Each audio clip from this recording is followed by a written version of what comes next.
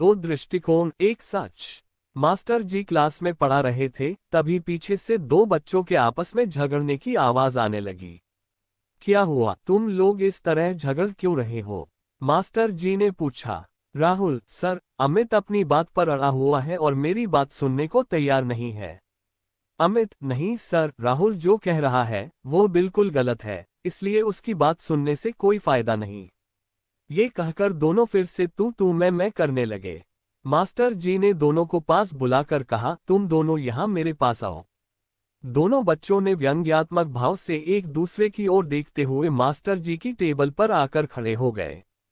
Master जी ने दोनों को अपनी टेबल के दाएं और बाएं बैठने को कहा।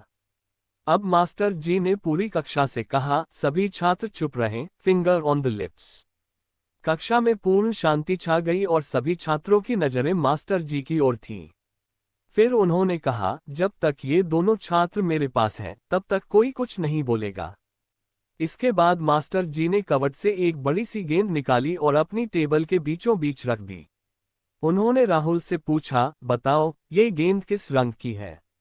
राहुल ने मुस्कुराते हुए जवाब दिया, जी, ये सफेद रंग की है। फिर मास्टर जी ने अमित से पूछा, तुम बताओ, ये गेंद किस रंग की है? अमित पूरे विश्वास के साथ बोला, जी, ये काली है। अब दोनों बच्चे फिर से गेंद के रंग को लेकर बहस करने लगे।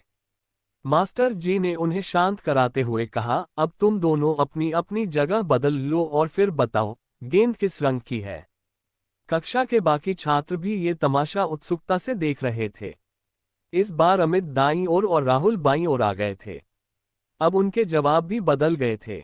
राहुल ने कहा कि गेंद काली है, जबकि अमित ने कहा कि यह सफेद है।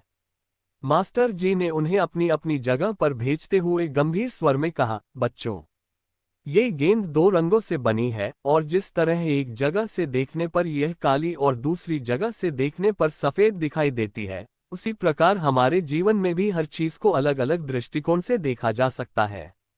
जरूरी नहीं कि जिस तरह से आप किसी चीज को देखते हैं, उसी तरह दूसरा व्यक्ति भी देखे।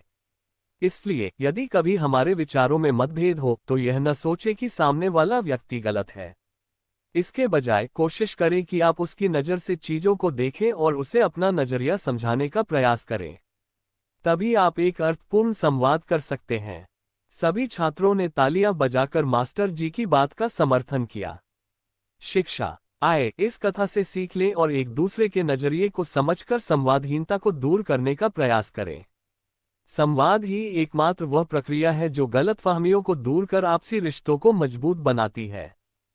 अगर आपको हमारी कहानी पसंद आए हो तो हमारे वीडियो को लाइक और शेयर करें तथा ऐसी और कहानियों के लिए हमारे चैनल को सब्सक्राइब करें।